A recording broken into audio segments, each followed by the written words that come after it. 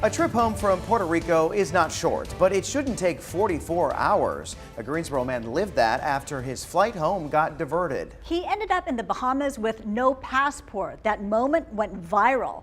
As WFMY News 2's Giselle Thomas shows us, that was not the end of his travel troubles. One of the most frustrating things that can happen on vacation is a change to your flight plan. Imagine being stuck here for 14 hours in a foreign country and without a passport. I met a man who was trying to get back to Greensboro who took an unexpected detour. We went to Puerto Rico just for fun. We had a great time. We stayed for like 5 days. But the ride home was anything but fun for Dimas Herniquez. On August 3rd, he boarded a flight from Puerto Rico to Miami en route to Charlotte. But weather diverted the flight back to the Bahamas. I asked, how long have we been flying in circles? And she goes, about 30 minutes. And I go, oh gosh.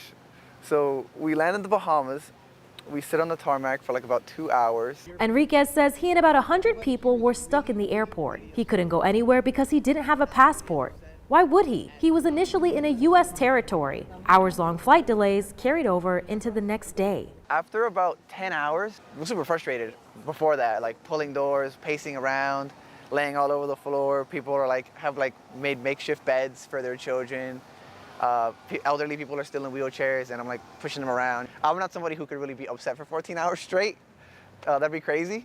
Plus, I don't want to get put on a no-fly list. I don't want to make anything more complicated. The wild ride didn't end when he got to Miami. The airline said the next flight to North Carolina wasn't available for days. He and his friends ended up driving 12 hours back to Greensboro. What bothers me the most is I paid for a ticket to get me home.